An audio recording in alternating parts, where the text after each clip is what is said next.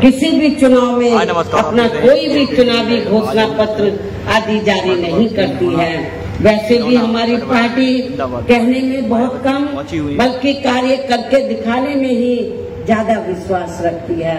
अर्थात जो कहती है तो उसे करके भी दिखाती है और ये सब हमने उत्तर प्रदेश में करके भी दिखाया है।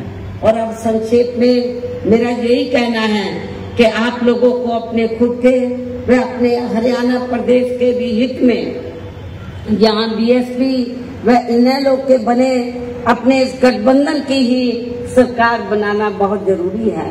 और अब आप लोगों को अपने इस गठबंधन के ही उम्मीदवारों को ज्यादा से ज्यादा कामयाब बनाना है, जिसके लिए बीएसपी के उम्मीदवारों को हाथी चुनाव चिन्ह के सामने वाले बटन को दबा के तथा भारतीय राष्ट्रीय लोक दल के उम्मीदवारों को चश्मा चुनाव चिन्ह के सामने वाले बटन को दबा के इन्हें जरूर जिताना है। इस प्रकार से आप लोगों को अपने बने इस गठबंधन की ही पूर्ण बहुमत की सरकार बनाना है।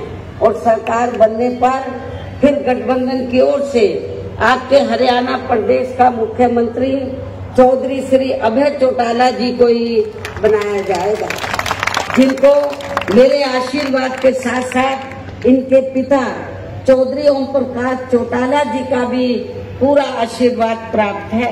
वैसे स्वर्गीय चौधरी देवीलाल जी का भी हमेशा इन पर आशीर्वाद बना रहा है।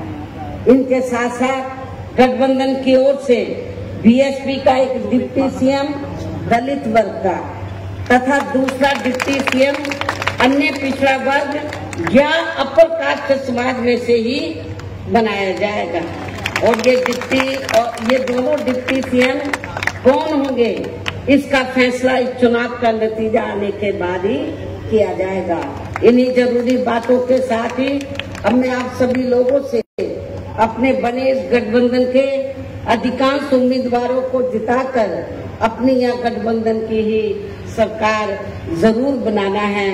इस उम्मीद के साथ ही अब मैं केंद्र सरकार से देश में जातीय जनगणना कराने के लिए भी विशेष अनुरोध करती हूँ, जिसको पहले केंद्र में रही कांग्रेसी सरकार ने और अब वर्तमान में चल रही बीजेपी की सरकार ने भी इसे अभी तक भी लटका के रखा हुआ है, जो उचित नहीं है।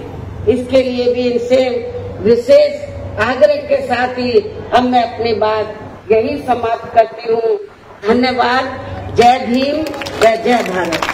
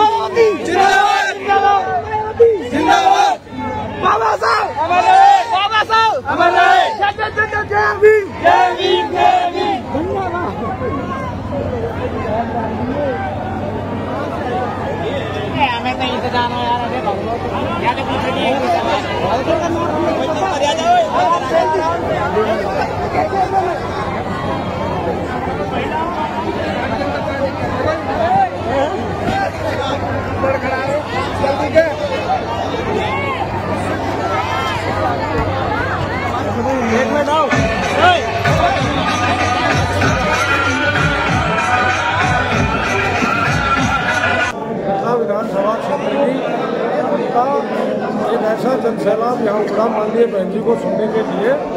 इसके पीछे लॉजिक है, ये लोग बड़े सताए हुए लोग हैं। ये बहुजन समाज पार्टी का जो प्रत्याशी 2014 में चुना गया और उसने बहुजन समाज पार्टी की जो झोपड़ी में आग लगाने का काम किया था और वो अपनी बहुजन समाज पार्टी से जीतकर दूसरे दिन ही पार्टी की झंडी हटाकर अन्य दलों में चला गया। और अब जो उनका जो मनोबल जो उनके जाने के बाद उन्होंने जो मनोबल पार्टी का तोड़ा, तो वो दोबारा से बहुजन समाज पार्टी के लोगों ने उस झोपड़ी को महल का रूप दिया है। और माननीय बहन जी को हमने ये सब दिखाने के लिए यहाँ बुलाया था कि हमारा यहाँ का मिथिला का जो कार्यकर्ता है वो इतना मजबूत है, वो दोबारा इतना मजबूत हुआ है। बहन जी आप भी आकर देखें और कार्यकर्ताओं को बूस्टअप करें, उनका मनोबल बढ़ाएं। तो माननीय बहन जी आज एक तीर से दो शिकार करके गई हैं। एक तो जिस साथी ने बहुजन समाज पार्टी की झोपड़ी में आग लगाई थी उसका इलाज हुआ है, और एक नकली नीले झंडे वाले का इलाज हुआ है। किस तरह से पिछला विधानसभा में कितना विकास होगा? अगर आप जीतते हैं तो क्या विकास होगा? सबसे पहला विकास क्या होगा आपका? पहले आप जीतेंगे तो क्या विकास होगा? पिरथला में आप समझ सकते हो कि पिरथला में भयमुक्त पिरथला, भ्रष्टाचार मुक्त पिरथला और बेरोजगारी मुक्त पिरथला हमारा विजन है। ठीक, धन्यवाद। पार्टी के सामने वाला समाज पार्टी का नेता जीतेगा और समाज पार्टी यहाँ से पहले भी चुनाव जीत करके आई है, और बहन जी ने जो आदेश दिया है, बहन जी ने जो हमें आदेश दिया के लोगों को, वो